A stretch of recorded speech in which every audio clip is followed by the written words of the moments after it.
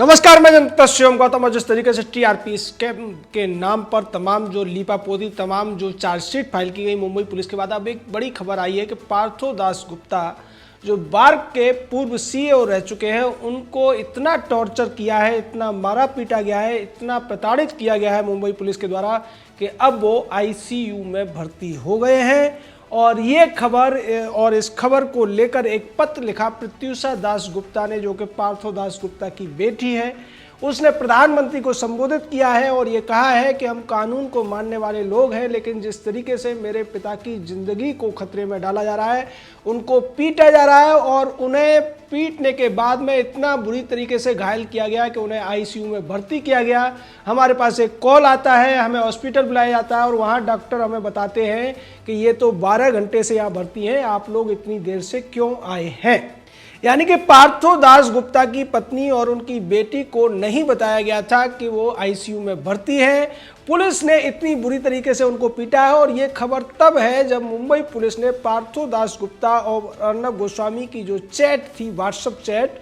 उसको लीक किया, उसको पब्लिश किया और मीडिया को दिया, जिसमें तमाम तरीके के आरोप उसके द्वारा मुंबई पुलिस ने लगाए हैं। हालांकि ये चार्जशीट का भी हिस्सा थी, जिसमें 200 पेज चार्जशीट में इसके भी लगे हुए हैं। लेकिन यहाँ पर बड़ा सवाल ये है कि जैसे ही चैट वायरल की जाती है, पुलिस के द्वारा चैट दी जाती है मीडिया घरानों को, उसके बाद में पार्थो दास गुप्ता की इतनी बुरी तरीके से पिटाई क्यों की जाती है, ये पसोठाबाद का एक विकृततम रूप अब दिखाई देने लगा है। दावे ये किए जा रहे हैं कि अर्नब गोस्वामी और पार्थो दास गुप्ता के बीच जो बातचीत हुई है, उसमें प्रधानमंत्री से लेकर अमित शाह तक, राज्यवर्धन सिंह राठौर से लेकर तमाम दूसरे लोगों के नाम आए हैं और अर्नब गोस्वामी को इसमें यह दिखाने की कोशिश की गई है कि वो पूरी सरकार पर कंट्रोल रखते हैं और इस तरीके की बातचीत करते हैं। लेकिन मेन मुद्दा जो मुंबई पुलिस ने बनाया वो ये है कि पार्थो दास गुप्ता के साथ मिलकर अर्नब गोस्वामी टीआरपी स्कैम करने की पूरी साजिश रच रहे थे।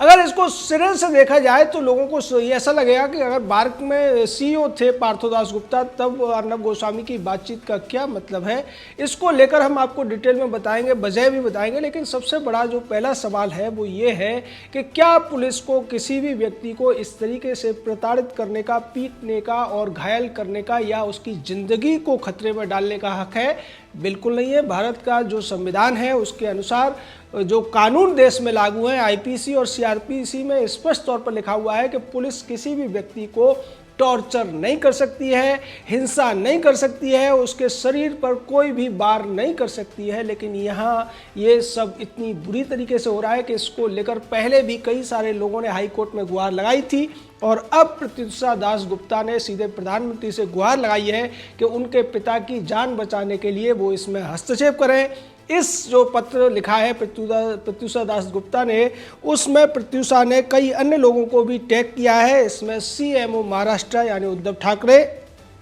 Office of Uddhav Thackeray, Amit Shah, PMO Narendra Modi और पार्थो दास गुप्ता करके उन्होंने कई लोगों को इसमें टैग किया है। अपने पिता को भी टैग किया है क्योंकि हैशटैग चल रहा है पार्थो दास गुप्ता। वजह यह है कि जब से चैट आई है तब से सब के सब पार्थो दास गुप्ता और अर्नब गोस्वामी को लेकर तमाम ट्वीट कर रहे हैं। और इस खबर के बाद में जो मीडिया की तरफ से एक रिएक्शन आया, उसमें भी आप जलन और विद्वेष की भावना देख सकते हैं। राजदीप सरदेसाई एक ट्वीट करता है, उसमें कहता है ब्रेकिंग न्यूज़ है, पार्थो दास गुप्ता आईसीयू में भर्ती है। लेकिन पार्थो दास गुप्ता आगे वो कहता है अक्यूज्ड इन टीआरपी स्कैम, यानी कि वो ये बताना नहीं भूलता है कि ये टीआरपी स्कैम में अपराधी हैं या आरोपी हैं। इसी तरीके से सब के सब दिखाने की कोशिश कर रहे हैं। यहाँ एक आदमी जिंदगी और मौत से लड़ रहा है, पुलिस की प्रताड़ना से पीड़ित है, उसके बावजूद इन लोगों को सबसे पहले ये बताना जरूरी हो गया है कि ये आदमी टीआरपी स्कैम में आरोपित है।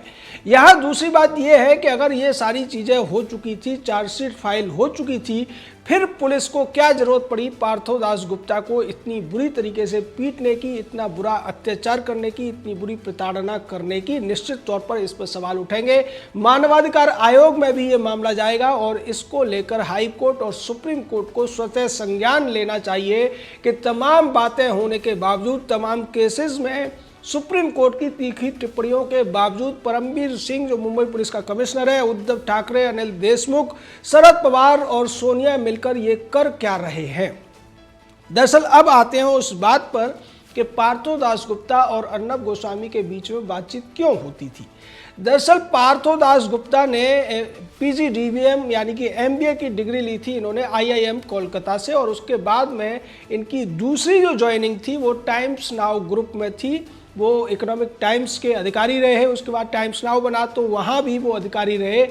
और अर्नब गोस्वामी उस चैनल में शुरुआत से थे। इन दोनों ने मिलकर टाइम्स नाउ चैनल को काफ़ी ऊंचाइयां दी और तब से इन दोनों के बीच में घनिष्ठता है, और घनिष्ठता होने की वजह से ये एक दूसरे से बातचीत किया करते थे उसी तरीके से जैसे दो दोस्त बात किया करते हैं, एक सीनियर के तौर पर, एक जूनियर के तौर पर, या एक छोटे भाई और एक बड़े भाई के तौर पर, या दोनों दोस्त बराबरी के तौर पर बातें करते थे। अर्नब गोस्वामी चैनल बनाने जा रहे थे, इसलिए वो हर बात को पार्थो के साथ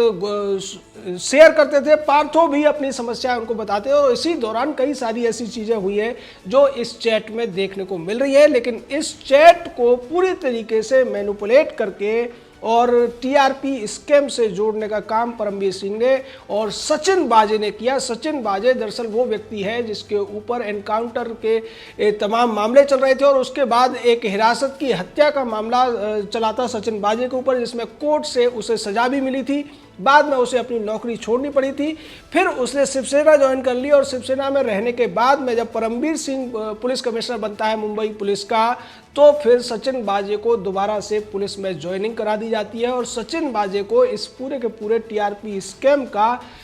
इंचार्ज बना दिया जाता है। अब आप सीधे तौर पर समझ सकते हैं कि जो सचिन वाजे पहले ही हिरासत में हत्या का दोषी है, उसी की वजह से पार्थो दासगुप्ता को हॉस्पिटल में भर्ती कराना पड़ा है। निश्चित तौर पर यह हत्या के प्रयास का मामला बनता है और प्रत्युषा दासगुप्ता और अन्य तमाम लोगों को जो पार्थो दासगुप्ता से सहानुभूति रखते हैं, उन्हें हाई कोर्ट और मानवाधिकार आयोग में अब सचिन वाजे के खिलाफ हत्या के प्रयास का मामला दर्ज कर देना चाहिए, क्योंकि ये व्यक्ति पहले ही ऐसे एक मामले में हत्या का दोषी पाया गया है। दूसरे सवाल अब ये उठता है कि जब चार्जशीट दाखिल है तो परमबीर सिंह फिर क्यों इस तरीके के उत्पीड़न कराने पर तुला हुआ है। परमबीर को सीधा सीधा आदेश है अनिल देशमुख का, अनिल देशमुख को आदेश है उद्धव ठाकरे का, और उद्धव ठाकरे किसके इशारों पर काम करते हैं ये सबको पता है। शरद और सोनिया के इशारों पर नाचने वाले पसोठावादी उद्धव ठाकरे ये सब करा रहे हैं। ये कोई छुपा हुआ रहस्य नहीं है, बल्कि ओपन सीक्रेट है।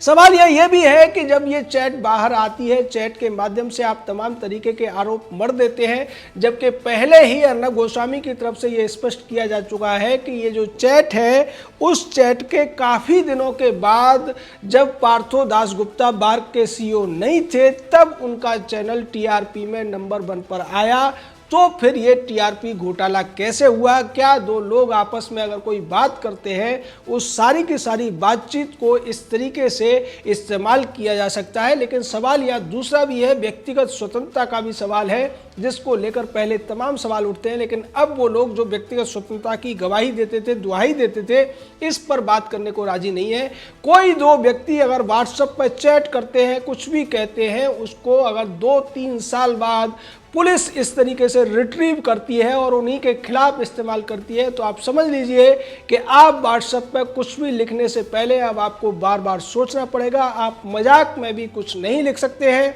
आप अपने दोस्तों से, अपने फैमिली मेंबर से जो बात करते हैं, उसको आपके खिलाफ किसी भी मामले में कोर्ट में इस्तेमाल किया जा सकता है। ये दिखाने की कोशिश की है मुंबई पुलिस ने। मुंबई पुलिस का ये कहना है कि उनके पास अक्टूबर में FIR दर्ज हुई थी, जिसमें नाम तो था इंडिया टुडे ग्रुप का, लेकिन चूंकि उन्हें स्पष्ट तौर पर निर्देश दिया गया था अर्नब गोस्वामी के खिलाफ, इसलिए उन्होंने अर्नब को पहले निशाना बनाया और अर्नब को कर्टेल करने के लिए, अर्नब को फंसाने के लिए पार्थो दासगुप्ता के साथ उसकी जो चैटिंग थी उसको इस्तेमाल किया गया। चूंकि सबको पता था पार्थो दासगुप्ता और अर्नब गोस्वामी के बीच क्या बाउंडेज है और और ये बॉन्डेज टाइम्स नाउ के ज़माने से थी। टाइम्स नाउ उस समय प्रतिनिधि चैनल था, क्योंकि टाइम्स नाउ छोड़कर ही अर्नब गोस्वामी ने अपना चैनल बनाया और यहाँ ये लिंक किसी न किसी ऐसे व्यक्ति ने दी जिसको पहले से पता था कि अर्नब गोस्वामी और पार्थो दास के बीच में बहुत ज़्यादा बातें होती हैं, और उन्हीं बातों को आधार बनाकर ये पूरी की पूरी चार्जशीट मुंबई पुलिस ने दाखिल की है। चार्जशीट दाखिल हो चुकी है। उसके बाद अगर किसी व्यक्ति को पीटा जा रहा है, किसी व्यक्ति पर थर्ड डिग्री का इस्तेमाल हो रहा है, तब ये निश्चित तौर पर बेहद ही निंदनीय है, बेहद ही आलोचनीय है, और इस पर सुप्रीम कोर्ट, हाई कोर्ट को भी एक्शन लेना चाहिए, क्योंकि न तो भारत का संविधान ये इजाज़त देता है और न ही वो आईपीसी जो अंग्रेजों ने बनाया था उसमें भी स्पष्ट तौर पर लिखा हुआ है किसी भी व्यक्ति को उसके खुद के खिलाफ गवाही देने के लिए मजबूर नहीं किया जा सकता, और ऐसी गवाही मानी भी नहीं आती। अगर वो कोर्ट में कह देता है कि मुझे प्रताड़ित करके ये सब कहलवाया गया है, तो ऐसा सब जानते हुए भी परमबीर सिंह ने सचिन वाजे को जिस तरीके से लगाया हुआ है, इसके पीछे एक कारण दूसरा भी है कि सुप्रीम कोर्ट ने 29 जनवरी तक अर्नब गोस्वामी को इस मामले में गिरफ्तारी से एक तरीके से रक्षा कर दी है, एक सुरक्षा प्रदान कर दी है, और इसीलिए मुंबई पुलिस ये चाहती है कि जब तक अर्नब गोस्वामी के गिरफ्तार करने का मौका उनके पास आए, तब तक पार्थो दास से कुछ ऐसे स्टेटमेंट ले लिए जाए जिनके आधार पर अर्नब गोस्वामी को गिरफ्तार किया जाए। मेन निशाना अर्नब गोस्वामी है, और अर्नब गोस्वामी को फंसाने के लिए अब सीधे तौर पर शिकार बना रही है या फिर हमला कर रही है मुंबई पुलिस पार्थो दास गुप्ता के ऊपर, क्योंकि उन्हें यह निर्देश मिला हुआ है कि जिस व्यक्ति ने पाल घर के साधुओं का मामला उठाया, जिस व्यक्ति ने कोरोना का मामला उठाया, जिस व्यक्ति ने कंगना रनौत का मामला उठाया, और जिस व्यक्ति ने सुशांत सिंह राजपूत का मामला उठाकर महाराष्ट्र की उद्धव सरकार को पूरी तरीके से बेनकाब किया, उसको तो दंड दिया जाना ही चाहिए, उसको तो सबक सिखाया ही जाना चाहिए। ये पसोठावादियों की सोच है और उसी के तहत वो काम करते हुए नजर आ रहे हैं। प्रधानमंत्री अब इस पर क्या कहते हैं, अमित शाह क्या कहते हैं, चूंकि ये मामला एक व्यक्ति के जीवन और मरण का है और उसकी बेटी ने ये गुहार लगाई है, निश्चित तौर पर इस पर एक्शन होना चाहिए। किसी भी पुलिस वाले को, चाहे वो सचिन वाजे हो या परमबीर सिंह हो, इस तरीके की छूट नहीं दी जा सकती। अगर कोई व्यक्ति दोषी भी है तब भी उसको सजा देने का काम कोर्ट करेगा, न कि किसी पुलिस वाले को, और ऐसे पुलिस वाले को जिसके ऊपर पहले से ही हिरासत में हत्या का मामला सिद्ध हो चुका है। ऐसी छूट नहीं दी जा सकती है। भारत के संविधान का सम्मान उसे भी करना पड़ेगा, और परमबीर सिंह को भी करना पड़ेगा, अनिल देशमुख को भी करना पड़ेगा, और ये सारा सम्मान पसोठावादी पवार, सोनिया ठाकरे को भी करना पड़ेगा, क्योंकि संविधान इस देश में सबसे ऊपर है। और उन लोगों को भी थोड़ी शर्म आनी चाहिए,